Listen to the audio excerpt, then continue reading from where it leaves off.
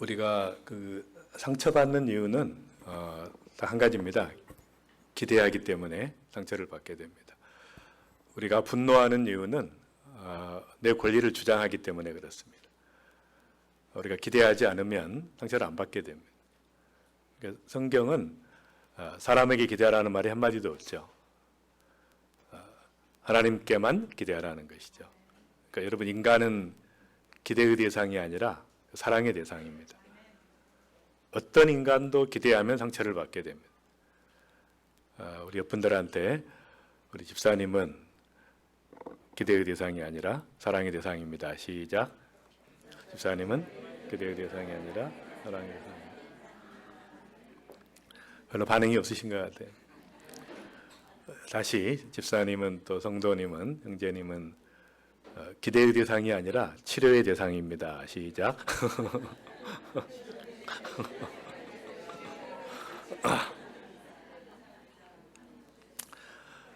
그래서 이 부부들이 살다 보면 제일 많이 쓰는 용어가 이상한 사람이라는 거예요. 이상한 양반이라는 거예요. 살아보니까 다 비정상이더라는 거예요. 정상이 아닙니다, 여러분. 다 비정상이에요. 다 환자입니다. 모든 인간은 다 환자고 다 죄인이고 다 비정상이고, 그러니까 기대할수록 상처를 받게 됩니다. 우리는 오직 사랑할 뿐이에요. 우리 집사님의 인격이 어떠하든지 집사님을 사랑하겠습니다. 시작.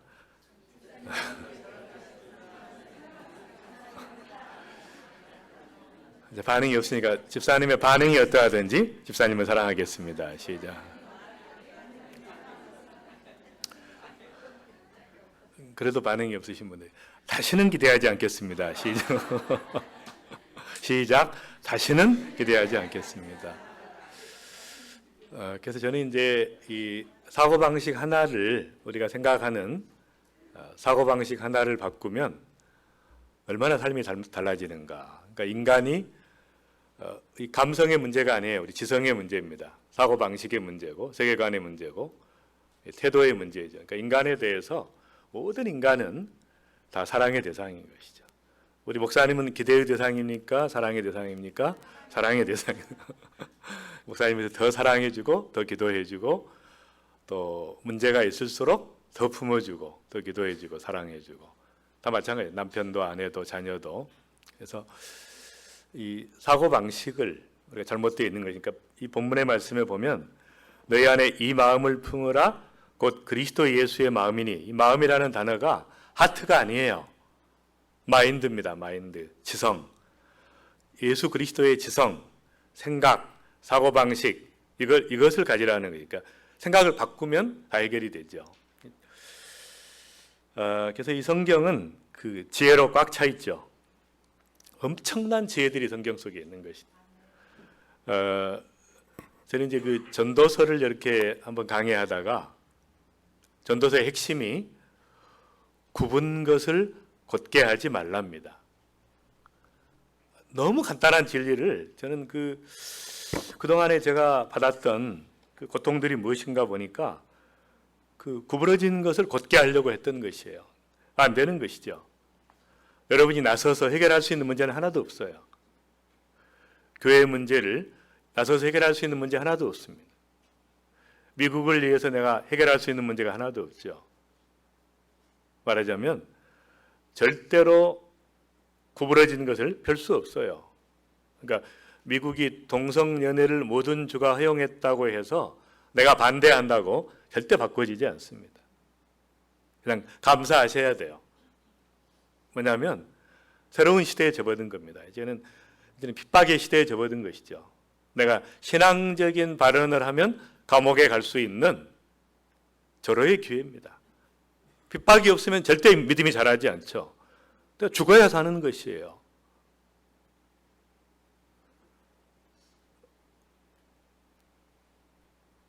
기도로 해야 될 일을 나의 파워를 과시하려고 했기 때문에 문제 안 되는 것입니다. 저는 굉장히 급한 사람이에요. 조급증과 서두름을 가지고 인내하지 못한 죄 때문에 많은 일을 그르쳤습니다. 하나님의 때를 기다리지 못하고 했던 것입니다. 오만과 편견을 가지고 지식의 남용으로, 궁율 없는 판단으로 많은 사람을 비판한 것도 마찬가지죠. 부정적인 시각을 가지고 왜곡한 것. 그러니까 말하자면 구부러진 것을 펼 수 없어요. 하나님의 뜻이 있습니다. 거기에 깊이 묵상할 필요가 있는 것이죠. 아주 간단하죠. 전도서에. 전도서의 또 하나의 지혜는 뭐죠? 작은 행복을 누리라는 것입니다. 순간순간의 작은 행복이 모여서 큰 행복이 되죠. 감사하고 기뻐하고 누리고 소중한 것들을, 내게 허락하신 소중한 것들을 귀히 여기는 거죠. 가족들을 귀히 여기고 아내를 귀히 여기고 남편을 귀히 여기고 자녀들과 소소한 삶의 재미들을, 즐거움을 귀히 여기는, 이것이 핵심이라는 것이죠. 그러니까 이 성경은 여러분 공부하다 보면 모든 지혜로 꽉 차 있는 것을 볼 수가 있습니다. 저는 이제 이 전도서를 통해서 은혜를 받았던 것은, 저는 이제 항상 혁명적 시각을 가지고 있어요. 한 방에 끝내는 거. 뭘 한 방을 멀쳐서 그냥 끝내버리자. 제가 이제 CCC에서 믿음을 배웠기 때문에 그랬어요. 제 영적 스승이신 대학 1학년 때 만났던 김중건 목사님이 한 방에 끝내는 걸 좋아하셨어요. 엑스포로 74라고 여의도 광장에 30만 명을 모아서 그들에게 성경과 성령 충만을 받게 하고 민족을 변화시키고 끝내겠다. 민족 복음화를 그렇게. 되는 줄 알았어요. 저 그렇게 믿었어요. 저는 70년대 안에 민족이 복음화되고 80년대 세계가 복음화되고 주님 오시는 줄 알았습니다. 한 방에 끝나는 일이 없죠. 그러니까 성경의 지혜로 꽉 차 있는 것이죠. 달란트 비유와 문화 비유는 굉장한 의미가 있죠. 나에게 주신 모든 달란트와 모든 것을 100% 활용하지 않으면 슬피 울며 이를 갈미 있으리라. 천국 가서 내게 주신, 하나님이 주신 모든 달란트들이 있죠. 저는 이제 의사이면서 또 비즈니스에서는 이제 저는 오너로 있지만 또 저는 학교의 또 설립자고 이사장이면서 목회자면서 또 제가 많이 다닐 때는 1년에 전 세계에 한 100번 정도 1년에 100번 비행기를 타고 전 세계 선교지를 다녔으니까 선교사면서 또 대학을 또 운영하고 있는 대학 총장이고 수많은 직책들이 있죠. 수많은 또 회사들도 몇 개가 있고 그래서 저는 그걸 원하지 않지만 그런 마음이 혹시 있어요. 내게 다른 많은 달란트를 주셨는데 하나만 고집하다가 나중에 천국 갔더니 주님이 너 5개 줬는데 너 하나만 쓰고 왔냐 이럴까 봐 겁이 나는 거죠. 어떻게 하나님의 엄청난 은혜를 받았으면, 말할 수 없는 하나님의 그 구원의 은혜를 받았으면 내게 주신 달란트와 은사를 쓰지 않고 갈 수 있는가? 이 달란트 비유와 문화 비유는 굉장히 깊은 의미가 있어요. 교육학의 평가의 혁명을 가져왔죠. 절대평가라고 하는 기준을 가지고. 모든 비즈니스는, 기업가 정신은, 앙트레프레너십은 전부 여기에 근거하고 있어요. 이것을 땅에 묻어주지 말라는 것이에요. 반드시 심으라는 것이에요. 달란트를 가지고 쓰라는 것이에요. 땅에 묻어두는 건 안 돼요. 여러분이 하나님이 주신 모든 달란트를, 소년 시절부터 어린 시절부터 주셨던 모든 꿈과 비전과 달란트와 재능과 은사와 모든 것들을 땅에 묻어주지 말고 써야 됩니다. 활용해야 돼요. 극대화시켜야 돼요. 그걸 위해서 기도해야 됩니다. 주님 앞에 가면 너 뭐하고 왔냐 그러는 거예요. 교회 왔다 갔다 하다 왔습니다. 창피한 인생이죠. 내 마음대로 살다가. 모든 지혜로 꽉 차 있습니다. 성경은. 그 하나님의 지혜는 써보면 지혜가 지혜의 꼬리를 물어요. 근데 세상 사람들은 너무 잘 알아요. 성경의 지혜를 다 가지고 성공했어요. 세상 사람들. 그 투자하는 원리도 달란트 비유죠. 무서워서 투자 안 하고 있다가 본전밖에 안 되는 것보다 모든 성경의 원리 다 나오는 것이죠. 그러니까 성경은 하나님의 지혜로 꽉 차 있는 것입니다. 하나님은 지혜의 근원이고 지식의 근원이시죠. 그러니까 하나님께서 내게 주신 이 지성이라고 하는 것은 엄청난 것이에요. 무궁무진한 것입니다. 이걸 안 쓰고 개발하지 않고 묻어두고 가는 것은 엄청난 죄악인 것이에요. 불신앙이에요. 믿음이 없는 것이에요. 활용해야 됩니다. 제가 그 의과대학 교수를 할 때 제가 신학을 공부했어요. 신학을 공부해서 뜻하지 않게 이제 신학교를 들어가서 의과대학 교수를 하면서 제가 교회 개척을 했습니다. 물론 이제 제가 평신도 사역자, 전도사라고 부르죠. 이제 대학 교수긴 했지만 어쨌든 이제 그렇게 성도들이 저를 교수님이라고 불렀죠. 그냥 어쨌든 이제 왜 제가 그렇게 했냐면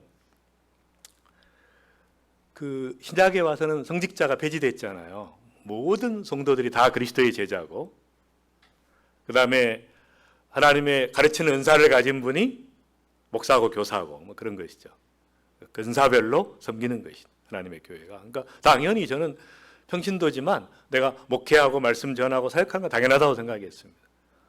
너무 이상한 게 아니죠. 당연한 것이죠. 제가 사역하고 전도하고 말씀 전하고 그렇게 한 것이에요.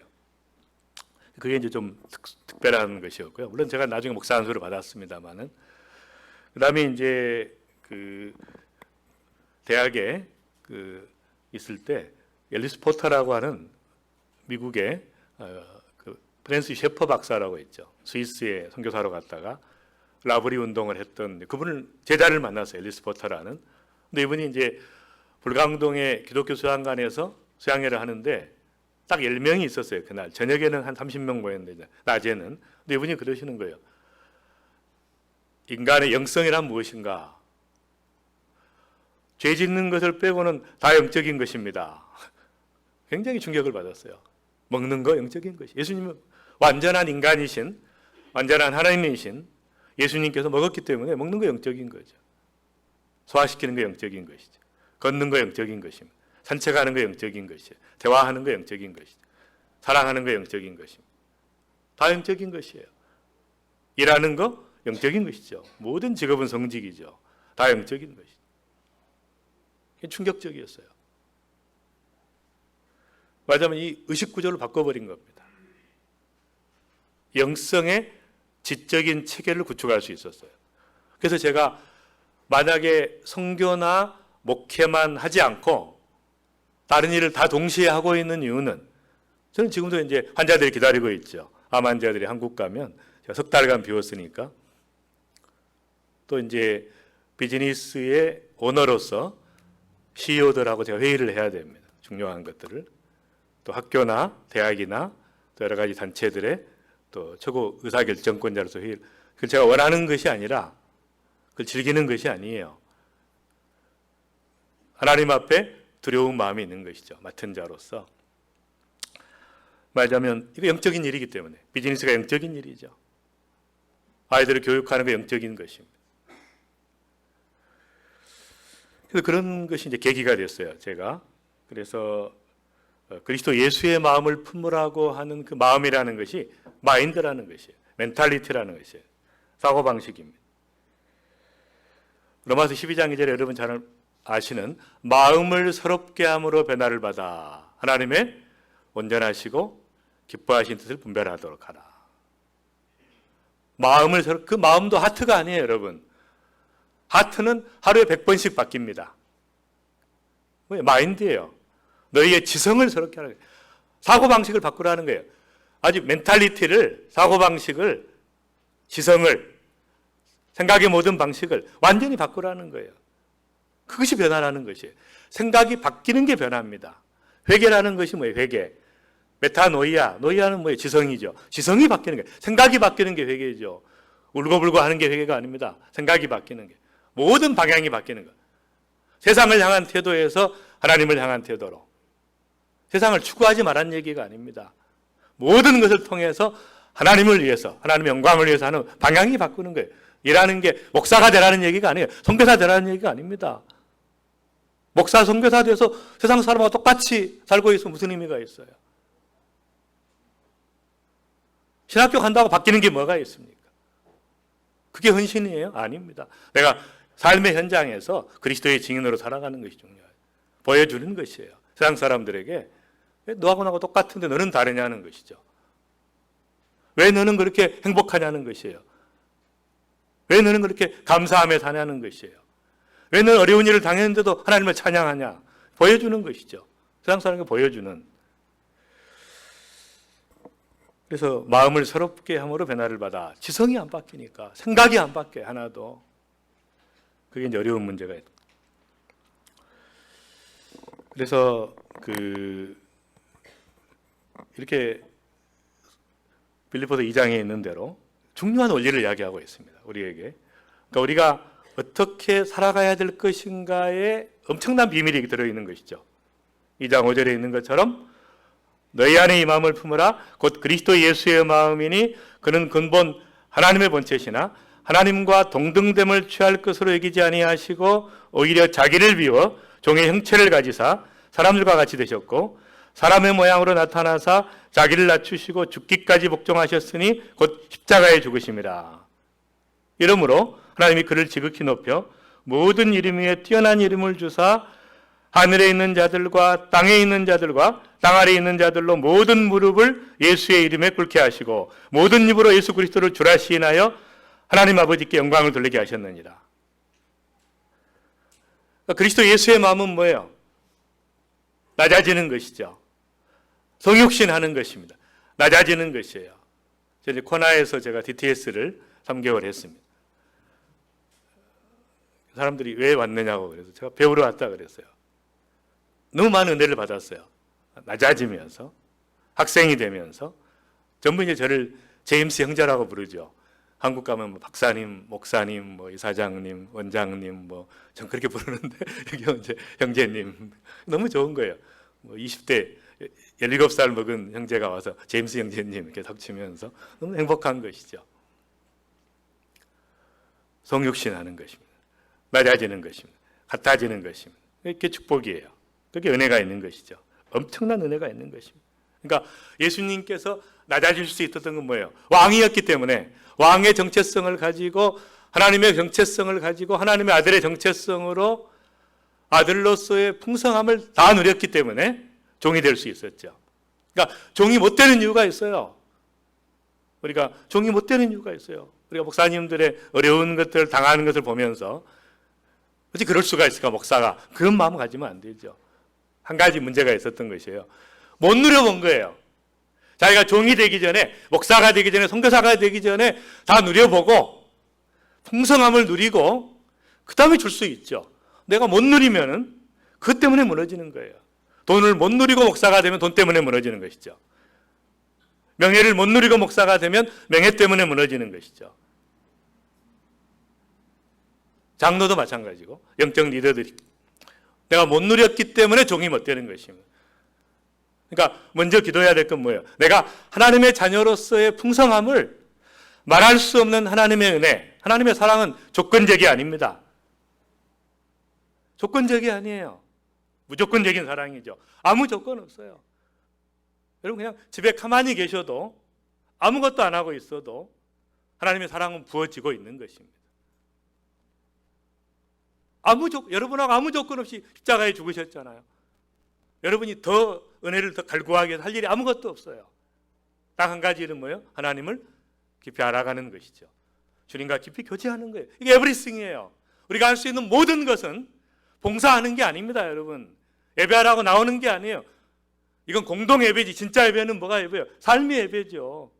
삶으로 드려지는 게 예배지. 그 예배의 감사 제목과 간증의 제목들과 풍성함을 가지고 공동 예배로 드려지는 것이지. 그 예배가 없이 이거 무슨 의미가 있어요?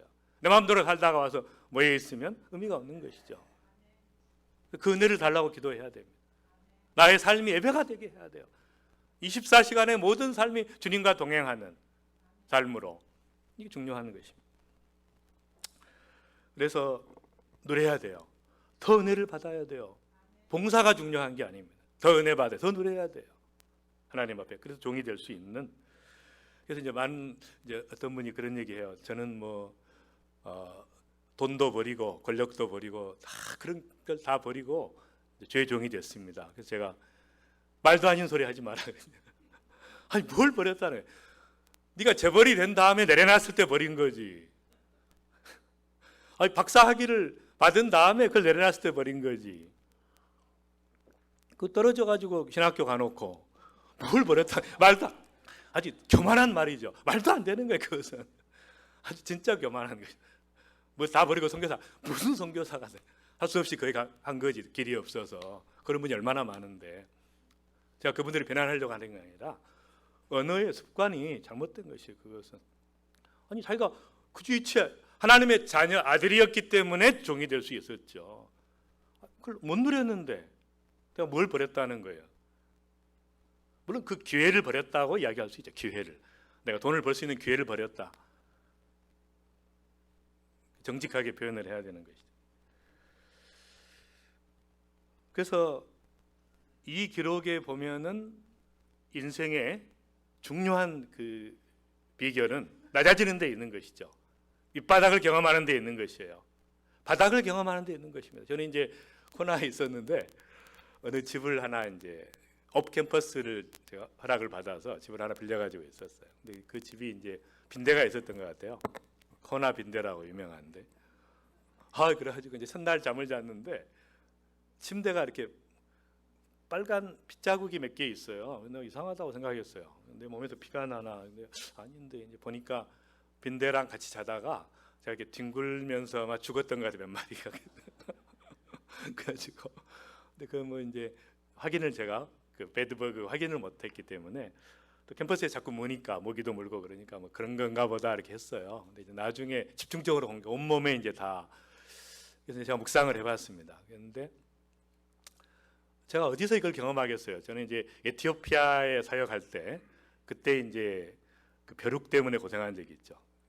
한 100군데 물려가지고 항상 이렇게 다니면 즐거움이 있고 기쁨이 있는데 봉사하고 선교하고 말씀 전하는 막 극렬하고 너무 괴로웠던 적이 있었어요. 18년 전, 19년 전에 2번 에티오피아 가고 최근에도 몇 번 갔는데 이제 최근에는 이렇게 심하지 않았습니다. 여기 와서 이제 빈대를 경험을. 근데 그 이제 엄청난 축복이죠. 제가 빈대를 경험할 수 있는 기회가 어디 있겠어요. 얼마나 감사한지 몰라요. 감사해. 제가 빈대 없이 지낸 수많은 밤들이 너무 감사하더라고요. 빈대하고 같이 잔다는 이제 그런 어쩐지 너무 감사할 제목이 많은 것이죠. 그러니까 여러분 어려운 일이 생기면 그냥 감사하십시오. 뭔가 하나님이 은혜를 주시려고 하는 것이에요. 그러니까 이 해석을 잘해야 돼요. 여러분 그냥 도사가 돼야 돼요. 도통해야 돼요. 하나님 말씀과 원리에 그냥 그럼 무슨 문제가 있다 그러면 은혜 주시려는가 보다 이렇게 생각하시면 돼요. 엄청난 은혜를 밑바닥을 경험한 여러분 행복했던 것들은 하나도 기억 안 납니다. 인생에서 정말 고생했던 것 그 기억에 남는 것이에요. 밑바닥을 경험했던 것, 처절했던 것, 하나님 앞에 기도하고 응답받았던 것, 은혜 받은 것이죠. 요셉이 이렇게 큰 인물이 될 수 있었던 게 뭐 일찌감치 밑바닥을 경험했죠. 일찌감치 그냥 웅덩이에 빠져서 죽음을 경험했고 노예를 경험했고 감옥을 처절하게 밑바닥을 먼저 경험했기 때문에 이제 올라갈 일만 남은 것이죠. 밑바닥을 경험할수록. 그러니까 밑바닥을 경험 안 하려고 하면 안 됩니다. 높아지려고 하는 사람은 낮아져요. 낮아지려고 하는 사람은 주님이 높이십니다. 반드시 높이시죠. 아주 원칙이 간단해요. 하나님의 원리가. 으뜸이 되려고 하는 사람은 반드시 무너지죠. 네, 종이 되려고 하는 사람은 으뜸이 됩니다. 섬기려고 하는 사람은 반드시 리더가 되는 것이죠. 리더십에. 그러니까 아주 성경의 원리는 간단해요. 절대로 여러분 문제가 발생했을 때 헤어나려고 하지 마세요. 그냥 즐기십시오. 그냥 그 안에서 누리십시오. 뭐 굶기보다 더 하겠어요? 굶는 건 금식기도 너무 좋지. 주여 먹을 게 없으면 그냥 한 열흘 금식하세요. 다 알아서 해결하십니다. 별로 아멘이 없으신 것 같아요. 저는 이게 반응이 없으면 굉장히 스트레스를 받고 물을 계속 마셔야 돼요. 그다음에 이렇게 반응이 없을 때 스트레스를 받으면 피가 끈적끈적해집니다. 이 끈적끈적한 피가 뇌혈관을 막으면 뇌졸중이 되고 심장에 관상동맥을 막으면 심장병이 되니까 반응이 없다 그러면 저는 이제 바로 물을 마셔서 끈적끈적한 피를 다시 묽게 해요. 회복이 돼. 같이 회복이 되는 거예요. 그래서 제가 설교하면 거의 아멘을 안 해요. 그래서 왜 아멘을 안 하냐고 그랬더니 생각을 따라가야 되니까 아멘할 시간이 없대요. 은혜가 없을 때 아멘 하는 거지. 아멘을 자꾸 유도하니까 믿습니까? 이렇게 하면 뭐 아멘.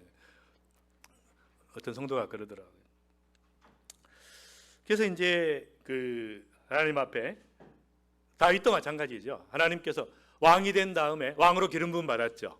근데 다윗은 느닷없이 왕이 된 거예요. 아니, 양치다가 7형이 있는데 마지막 제가 양을 치게 됐어요. 양치는 건 가장 천한 일이죠. 종이 하는 일이죠. 그러니까 종이 하는 일, 양치다가 갑자기 오라 그래가지고 아버지가 딱 같은 사무엘이 그냥 느닷없이 왕으로 기름 부음 받은 거예요. 그러니까 양치다가 왕이 됐잖아요. 종에서 왕이 됐어요. 왕이 돼가지고 첫 번째 한 일이 뭐였어요? 사울이 악신이 들려가지고 뭐였어요? 몸종이 됐잖아요. 그러니까 왕업이 종업이에요. 킹십, 크리스찬은 리더가 아닙니다. 우리는 하나님의 권세를 가진, 하늘과 땅의 모든 권세를 가진 예수 그리스도의 모든 권세를 가진, 예수의 이름으로 모든 걸 명령할 수 있죠. 만군의 하나님의 이름으로, 주 예수의 이름으로 선포할 수 있는 권세를 가졌어요. 또 하나는 서번트십이죠. 그러니까 킹 서번트십이에요. 크리스찬들은. 그러니까 다윗이 그 모델이에요. 왕이면서 종의 일을 했어요. 왕이 하는 일은 뭐예요? 종의 일이에요. 바닥을 섬기는 것이에요. 여러분, 영적 리더는 뭐예요? 영적 리더는 종이에요. 책임은 높지만 실제 태도와 일은 종이에요. 그래서 한국에 이제 유명한 그 패러디가 있어요. 들으신 분도 계시겠지만 이 패러디는 항상 그 시대를 반영합니다. 어떤 장로님이 이제, 장로님 계신가요, 교회? 네. 어느 장로님이 이제 죽어서 천국을 가는데 하나님께서 이렇게 새끼줄을 내려주시더래요. 그래서 이렇게 올라가는데 불안하잖아요. 언제 끊어질지 모르니까 너무너무 불안하게 올라가고 있는데 딱 옆에를 보니까 어느 집사님이, 별로 이름 없는 집사님인데 동아줄을 내려주시더래요. 힘차게 막 자신감 있게 올라가는, 자기는 막 언제 끊어질지 모르는데. 그래서 예수님한테 불평을 했대요. 예수님, 아니 나는 장로고 집사인데 어떻게 나한테는 이렇게 새끼줄을 주시고 저 집사는 이름 없는 집사인데 동아줄을 주십니까? 그랬더니 예수님께서 그러시더래요. 아니 내가 그 장로가, 나는 헌금도 많이 했고 사역도 많이 했고 일도 많이 했고 봉사도 많이 했는데 왜 그렇습니까? 그랬더니 예수님이 그래, 너 직분 때문에 했지 않냐? 그러시더래요. 너 장로기 때문에 했지. 네가 장로기 때문에 네가 이랬고 뭐 찬양 인도자기 때문에 찬양했고 그냥 네 직분 때문에 한 건 무슨 상급이 있냐 하는 거예요. 그냥 당연한 거지.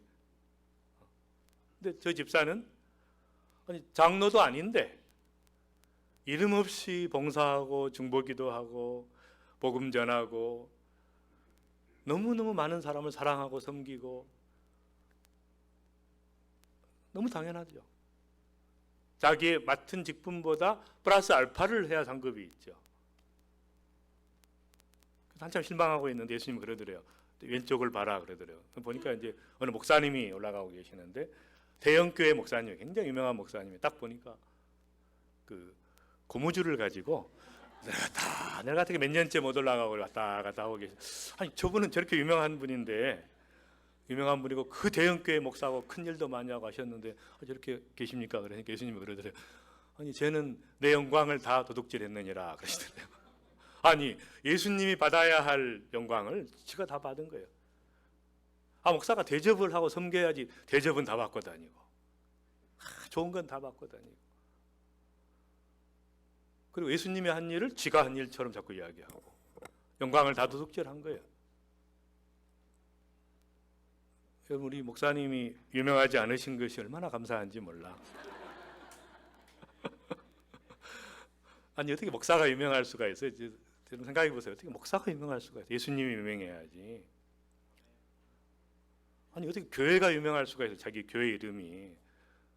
헛된 것이죠. 주님의 나라가 번성하고 그분의 영광이 드러나고 하나님이 높아지고 예수님이 높아지고 인간이 높아지고 교회 이름이 높아질 수가 있는, 그게 있을 수 없는 것이죠. 저는 너무 감사해요. 한국 교회가 어려움을 당하고 이렇게 다 무너지고 유명한 분들 다 내려앉고 다 은퇴시키시고 너무 감사해요. 왜냐하면 예수님이 교회 머리신데 사람들이 깝죽깝죽하고 있었으니까 다 낮추신 거예요. 다 그냥 한 방에 다 날려버리신 거죠. 그냥 예수님이 유명하면 수많은 사람이 주님께 오죠. 부흥의 역사가 일어난. 사람이 유명하면 그 사람 무너지면 다 무너져, 믿음이. 목사님 굉장히 귀하신 것 같아요. 이름 없이 빛도 없이 섬기시. 별 반응이 없으신 것 같아요, 목사님.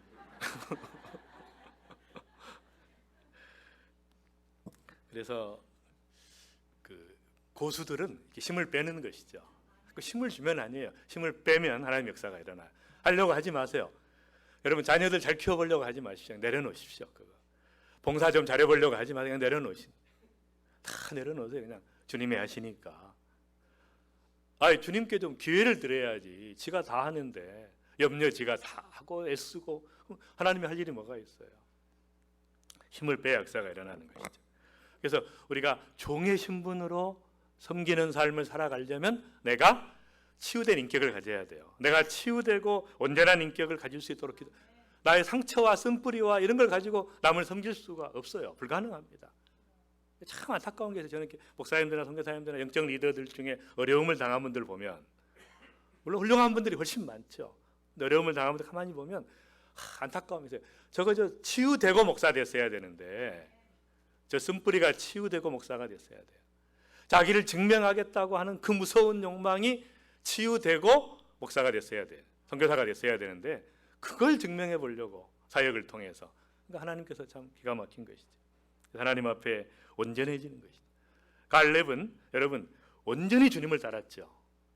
wholeheartedly 온전히 주님을 따랐어요. 그러니까 갈렙은 2인자로서 한 번도 불평한 적이 없죠. 여호수아 2인자였잖아요. 온전히 섬겼어요. 그러니까 이 땅에서 유명한 사람과 하늘나라에서 유명한 사람은 전혀 다릅니다. 천국 가보면 알아요. 완전히 뒤바뀌는 것이죠. 저를 포함해서 대부분의 목사들은 저 멀리 있어요. 저 멀리, 주님과 저 멀리. 주님과 가까이 있는 그룹들은 뭐예요? 전부 이름 없는 성도들, 헌신하고 기도하고 복음을 전하고 순교했던 수많은 사람들이 거기 있는 것이죠. 특히 목사님들은 받을 게 없어요. 선교사들은 다 받아서 이 땅에서 기가 막힌 것이죠. 그래서 우리가 정말 하나님의 자녀로서의 그 풍성함을 누려야 돼요. 아너러블한 거죠. 아너러블. 그 풍성함을 내가 누리고 계속 누려야 돼요. 한 10년 동안은 여러분 누린다고 생각하세요. 봉사하지 마시고 사역하지 마시고 계속 받으시고 은혜 받으시고 받으신 다음에 그 다음에 정말 겸손한 주님의 종으로 거룩한 주님의 사람으로 치유되고 회복된 거룩한 존재로 겸손한 존재로 홀리, 험블, 세 번째 히든 이름 없이 아무도 몰라야 돼. 오른손이 하늘에 왼손이 몰라야 돼요. 교회에서는 유명해지면 안 됩니다, 여러분. 교회 내에서는 유명해지면 안 돼요. 예수님만이 빛이기 때문에 자기가 빛을 발하려고 하면 안 되는 거죠. 여러분 세상의 빛이에요. 교회의 빛이 아닙니다. 누가 설교 잘하나 누가 간증 잘하나 찬양 잘하나 이게 아니에요. 교회에서는 겸손의 겉옷을 입고 오직 겸손하게 섬기는 자가 돼요. 세상에서는 빛을 발해야 돼요. 여러분 건강해야 되고 행복해야 되고 자신감이 있어야 되고 범사에 형통하고 안 믿는 사람들이 볼 때 너는 왜 이렇게 그 빛을 보고 몰려오는 것이죠.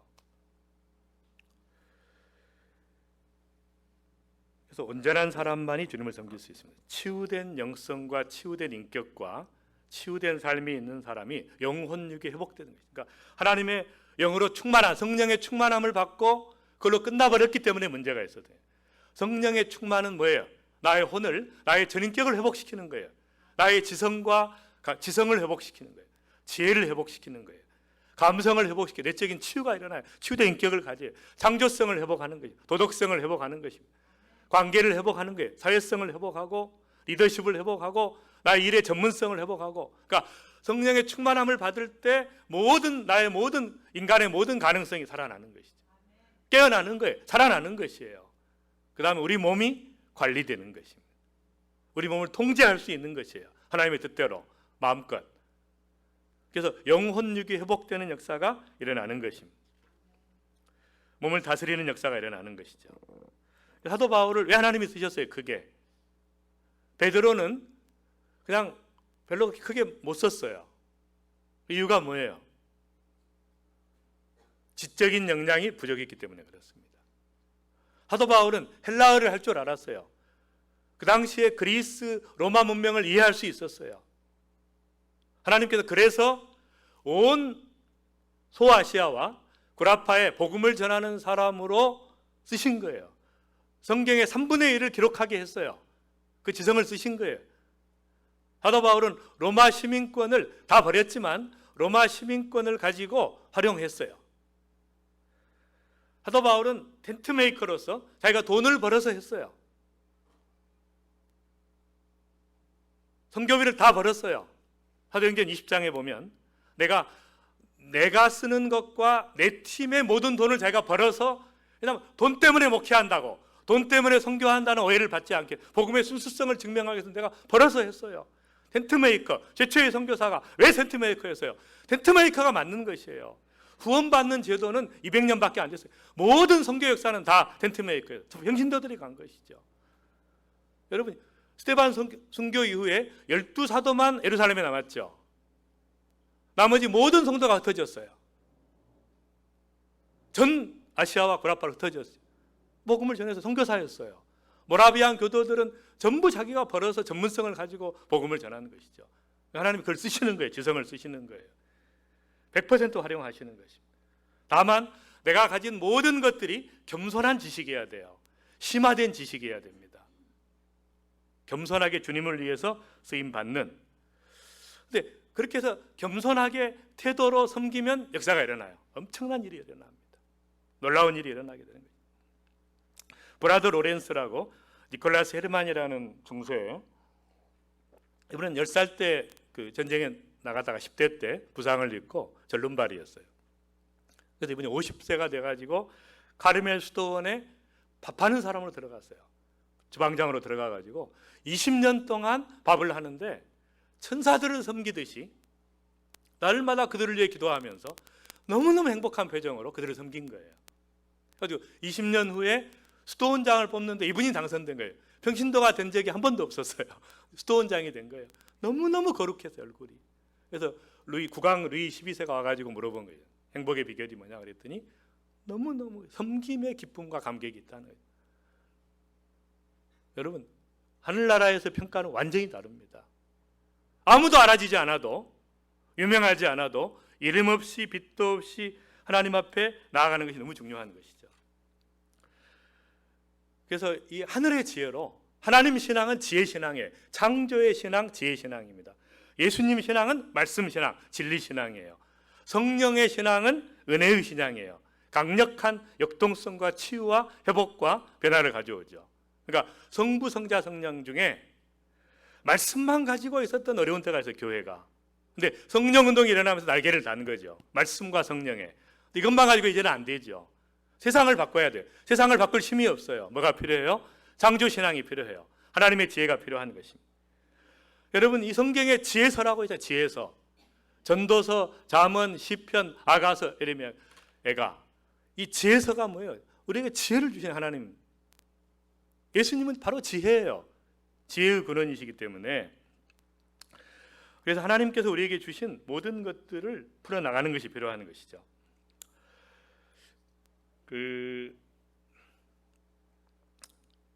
제가 라브리 운동을 했었는데요. 라브리 운동을 했었는데 그때 라브리의 대표가 서인경 목사님, 한국에. 그 사모님이 연세대학교 영문과를 나오셨어요. 근데 이 서인경 목사님이 총신대학을 다닐 때 결혼을 했어요. 근데 그 서인경 목사님은 전도사 시절에 소아마비로 다리를 절었어요. 다리를. 그러니까 신학생이죠. 총신대학을 갔어요. 다리를 절죠. 아무 소망이 없어요. 인간적으로 봐서. 근데 그 사모님은 연세대학교 영문과를 나오고 너무 외모도 괜찮으시고 모든 걸 갖추신 분인데 딱 결혼을 했어요. 제가 좀 의아하게 생각했어요. 제가 학생 때는, 그때 당시에는. 나중에 보니까 30년을 지내고 보니까 선택이 옳았던 것이에요. 엄청나게 많은 사람을 섬기고 사랑하는 탁월한 선택이에요. 그러니까 고수였어요, 고수. 우리는 자기보다 훌륭한 사람을 택해서 그런 생각을 하죠. 낮아지는 생각을 못 합니다. 근데 탁월한 선택을 한 거예요. 제 아내가 어느 날 이렇게, 제 아들이 둘이었는데 어느 날 기도원에 갔다 오더니 그래요. 기도원에 키우고 있는 저 아이를 키우자는 거예요. 그래서 내가 그랬죠. 당신 자신 있냐? 그랬더니 자기 자식도 못 키우는데 3살, 5살인데 7살짜리 딸을 입양을 한 거예요, 저희가. 그 일로 인해서 지금 지내놓고 보니 너무너무 감사한 거예요. 얼마나 감사한지 몰라요. 지금 그 우간다, 에티오피아 가가지고 이제 사역하고 있는데 DTS 마치고 이제 뉴욕의 파슨스를 졸업했는데 어쨌든 너무너무 뭐냐면 제가 그거 알았죠. 하하, 한 아이를 평생 동안 섬길 수 있다는 축복이 무엇인가를 딱 지금 내가 이제 안 거예요. 20몇 년이 지난 뒤에. 별로 반응이 없으신 것 같아요.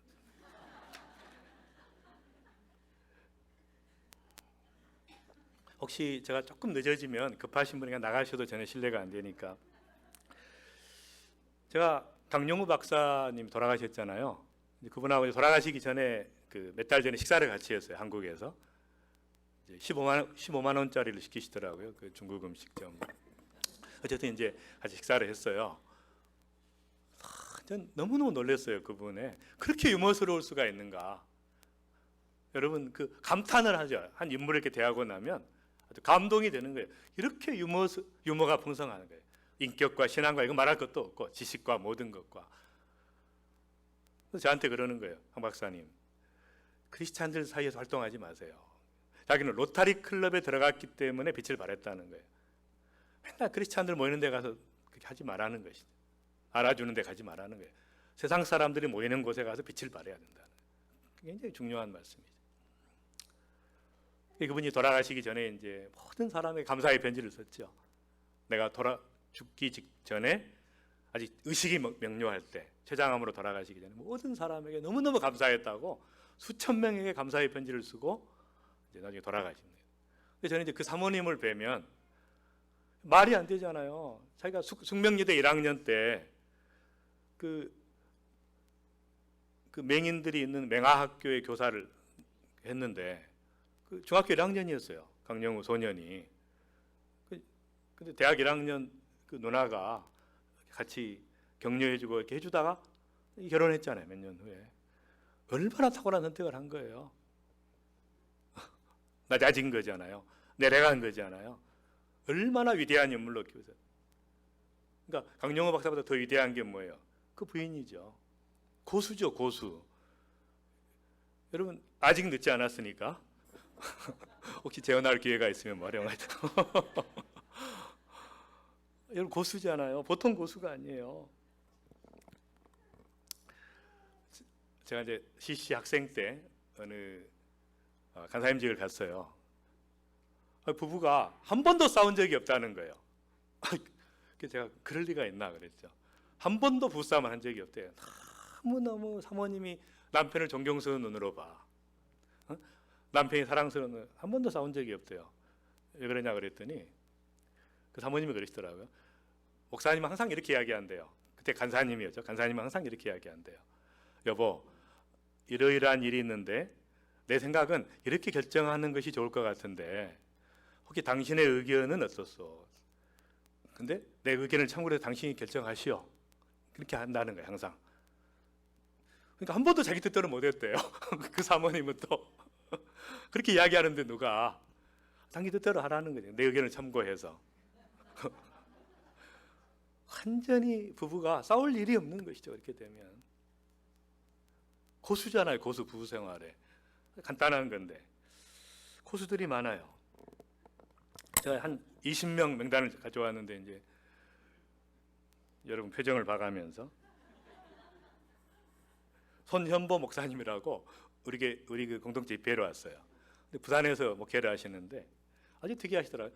부산에서 멀리 떨어진 어촌에서 목회를 하신 거예요. 그래가지고 20명 있는 거기 가가지고 목회를 하는데 석 달 후에 목표 설정을 해요. 100명을 전도해야 된다. 그래가지고 이제 마을 사람이 다 해서 150명인데 100명이 어떻게 오냐? 막 목숨 걸고 기도하고 막 마을 사람이 다 들은 거예요.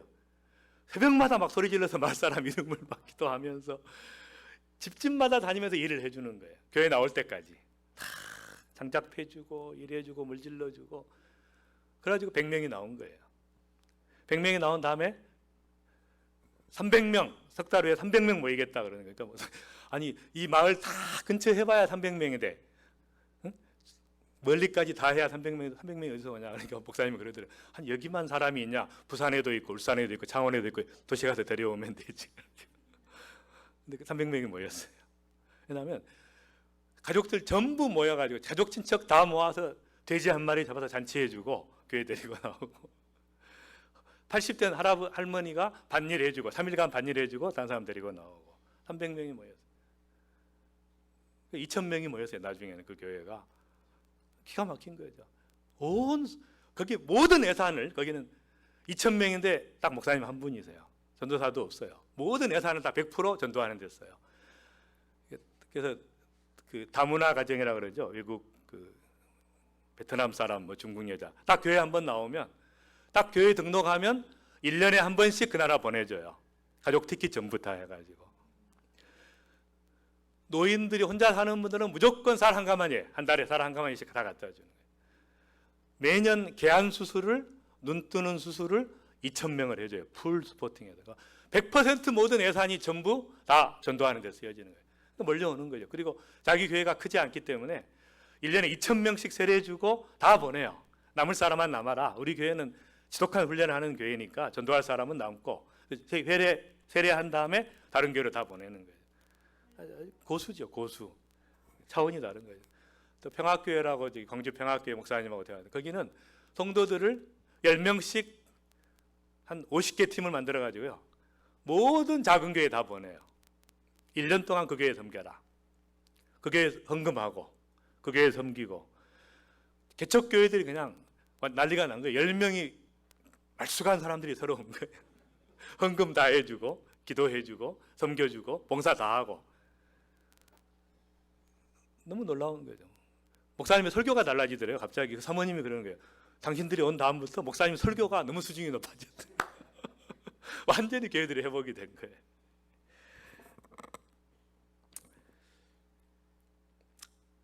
그래서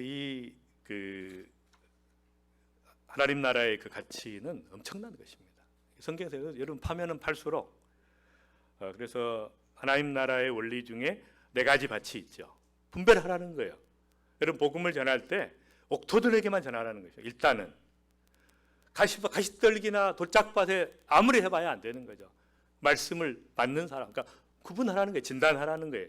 중요한 것입니다. 타입을 알아라는 것입니다. 겨자씨와 누리개 법칙은 뭐예요? 작게 심었지만 그러니까 하나님 나라의 모든 원리는 뭐예요? 작게 시작하는 거예요. 여러분 교회 부흥시키기를 원합니까? 교회 사이즈를 줄이면 돼요. 줄이면 이게 너무 커서 그래요. 확 줄여가지고 20명 앉은 대로 가세요. 난리가 나죠. 그냥 차고 넘치고 막 2부 예배, 3부 예배, 5부 예배까지. The smallest and fullest. 저는 안식년 이후에 제가 은혜 받고 모든 사역의 원리를 다 바꿨어요. The smallest and fullest로. 크게 하려 그러니까 힘든 거예요. 크게 하려니까 힘들고 병 걸리고 갈등 생기고 빚지고 다 망해요. 비즈니스도 마찬가지예요. 작고 충만하게, 가장 작고 충만하게 하면 확장될 수밖에 없어요. 너무 쉬워요. 성경 원리는. 겨자씨를 심는 거예요. 작은 누룩 하나가 전체를 바꿔 놓는 거예요. 크게 되려고 하는 마음을 다 버려야 돼요. 우리나라 목사님들이 왜 크게 목회하려고 그래요? 영혼을 구원해서 그거보다는 뭔가 좀 자기 증명하고 싶은 거예요. 성도가 많은 거 보여주고 교회 새로 지은 거 보여주고 그러니까 안 되는 거죠. 밀과 가라지 법칙이죠. 여러분 제거하고 싶은 사람들 있잖아요. 가만히 두세요. 밀과 가라지 가만히 두세요. 하나님이 처리하니까. 제거하려고 하지 마세요. 문제 있는 사람 품으세요. 그냥 끝까지 기도하시고 하나님이 알아서 하시는 거예요. 밀과 가라지 그 원칙이에요. 하나님 나라 원리예요. 그냥 두세요. 기도만 하세요. 다 하나님 알아서 처리하시니까. 감추인 보화와 진주의 법칙이죠. 감추인 보화, 가장 귀한 것을 위해서 드려야 되는, 나의 시시한 거 버리고 가장 귀한 것을 위해서. 제가 팜스프링스라고 LA에서 2시간 떨어진 그 모하비 사막에 있는 도시 집회를 갔어요. 집회를 갔는데 밤에 나갔더니 그 도시에 불이 안 켜져 있는 거예요. 근데 여기 가로등이 없습니까? 목사님이 그러는 거예요. 여기 팜스프링스는 사막의 도시인데 경쟁력이 밤하늘의 별이래요. 그러니까 밤하늘의 별을 선명하게 보기 위해서 모든 30만 시민이 가로등 없이 살기로 그냥 결의했대요. 투표해가지고. 여러분 낮은 가치와 높은 가치를 둘 다 가지고 살 수 없어요. 불가능해요. 낮은 가치를 둘 다 붙잡고 사니까 아무것도 안 되죠. 낮은 가치를 포기하십시오. 하나님 나라의 원리를, 하나님 나라의 꿈과 비전과 고지를 붙잡으시면 되는 것이죠. 그물의 법칙이죠. 준비해야 돼. 그물을 준비해야 돼. 여러분, 그물을 준비해야 돼요. 추수를 하려면. 기도해야 돼. 뭘 준비할 것인가를. 이 교회가 추수하려면 그물을 그물 없이 그냥 기도만 하니까 안 되는 거죠. 그물을 치고 몰아야 되죠. 제가 이제 배가 한 척 생겼어요. 그 전라도 고흥에 어떤 배, 제가 4분의 1, 그 조그만한 배인데 4분의 1 제가 오너예요. 김우영 감독이 4분의 1이고 또 목사님 두 분이. 근데 그 배에 제가 너무 쉽더라고요. 그물을 딱 친 다음에 소리를 내요. 망치로 뚝뚝뚝뚝. 그러면은 그 고기들이 모아지는 것이죠. 한쪽으로 몰려요. 딱 그물을 준비해야 돼요. 교회가 부흥하려면 간단합니다. 그물을 준비해야 돼. 빨리 준비하려고 하지 말고 천천히 준비하십시오. 무슨 그물을 준비하든지. 서기관의 법칙입니다. 옛것과 새것을 가져오는 모든 지혜와 지식을, 시작과 구약과 옛날의 지혜와 모든 지혜를 받아들이는 거예요. 우리는 겸손해야 돼요. 세상 사람들에게 배울 게 너무 많습니다. 겸손해야 돼. 지식에 대해서. 자람의 법칙이죠. 여러분, 씨앗을 심으면 반드시 자라요. 지금 열매가 없는 이유는 전에 안 심었기 때문에 그래요. 저는 20년 전에 병원을 시작했어요. 지금 병원이 자라고 있습니다. 자람의 법칙이에요.